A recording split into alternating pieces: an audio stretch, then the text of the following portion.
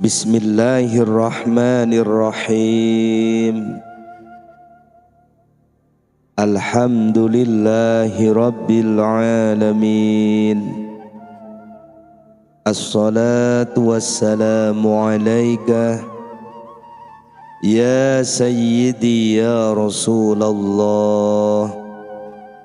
Khudh biyadi qallat hilati adrikni.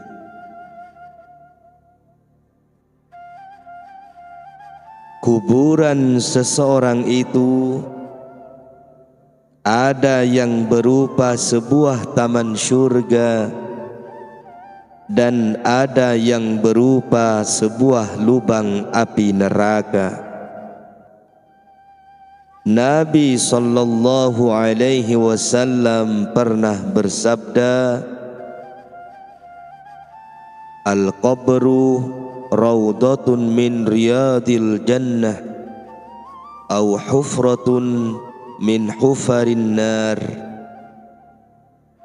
Bahwasanya kubur itu merupakan sebuah taman dari taman-taman syurga atau merupakan sebuah lubang dari lubang-lubang neraka. Orang yang meninggalkan amal jariah, ilmu yang bermanfaat kepada orang lain yang masih hidup, atau anak yang soleh, akan memperoleh pahala di kuburnya. Rasulullah sallallahu alaihi wasallam pernah bersabda, "Idza matal insanu inqata'a amaluhu illa min thalathin sadaqatin jariyah aw ilmin yuntanfa'u bih aw waladin salih yad'u lah." Jika seseorang mati, maka putuslah amalnya kecuali 3 macam: sedekah jariah, ilmu yang bermanfaat kepada orang lain, atau anak soleh yang mendoakan baginya. Hadis riwayat Muslim. Bacaan surat Yasin yang dihadiahkan mayit akan meringankan siksa kubur. Rasulullah sallallahu alaihi wasallam bersabda, "Ma min mayyitin yamutu fayuqra'u 'indahu Yasin illa hawwanallahu alaihi." Tiada seorang muslim mati maka dibacakan padanya surat Yasin, melainkan Allah meringankan atasnya atau siksa kubur. Bacaan surat Al-Mulk bisa meringankan mayit dari siksa kubur. Ibnu Abbas radhiyallahu an berkata, seorang sahabat Nabi sallallahu alaihi wasallam ada yang membuat kemahnya di atas kubur, sedang ia tidak mengetahui kalau itu bekas kuburan sebab tidak bernisan. Ketika berbaring, tiba-tiba mendengar suara orang membaca surat Al-Mulk hingga selesai 1 surat. Maka ia datang kepada Nabi untuk memberitahukan tentang itu. Maka Nabi sallallahu alaihi wasallam bersabda, hiyal mani'atu hiyal munjiyah tunjihi min azabil qabr. Itu surat sebagai penolak siksa kubur. Hadis riwayat Tirmizi. Membaca tasbih dan takbir juga merupakan penolak siksa kubur.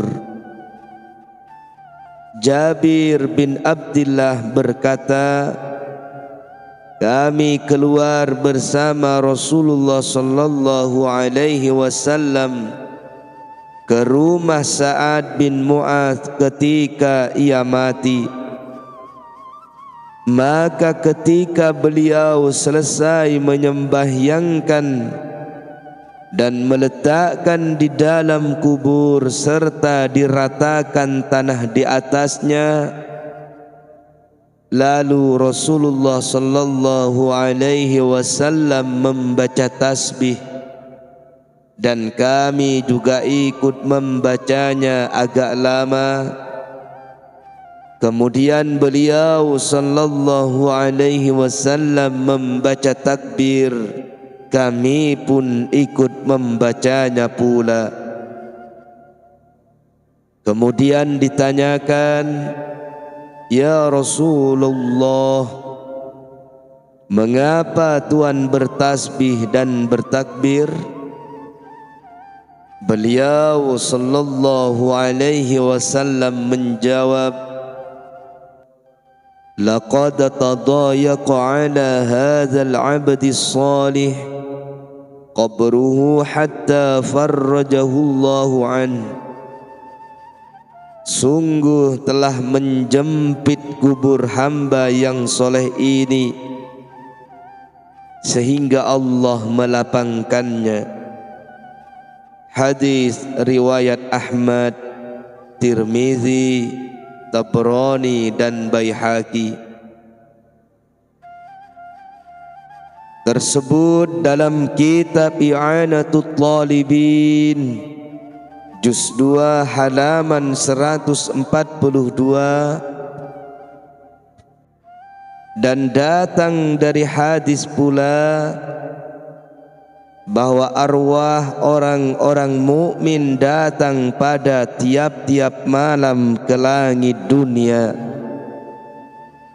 dan berhenti pada urusan rumah-rumahnya dan berseru tiap-tiap mereka, hai ahliku, hai kaum keluargaku dan anak-anakku, wahai mereka yang mendiami rumah-rumah kami dan membagi-bagi harta kami, apakah ada di antara kalian yang ingat kepada kami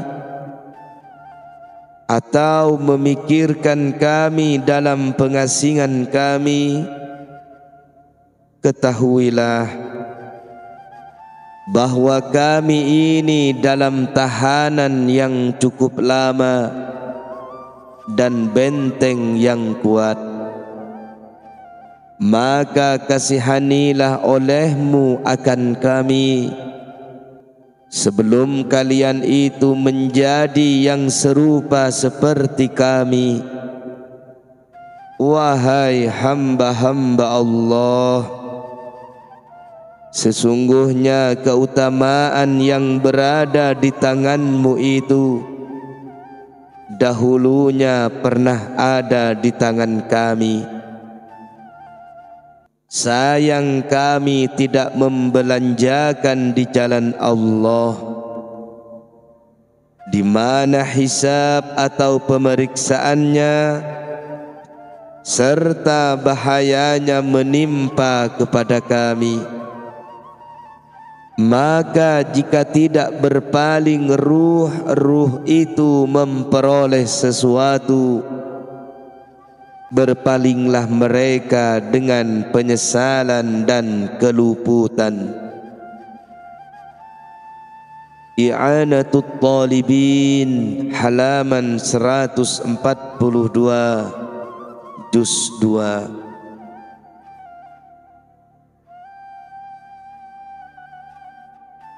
Mayit itu selalu mengharap doa dari sanak saudaranya. Nabi sallallahu alaihi wasallam pernah bersabda, tidaklah mayit di dalam kubur itu kecuali seperti orang yang hanyut dan minta tolong. Ia menunggu-nunggu doa yang sampai kepadanya dari anaknya, saudaranya, atau temannya. Maka jika doa itu sampai kepadanya, maka hal itu amat digemarinya daripada dunia dan segala isinya.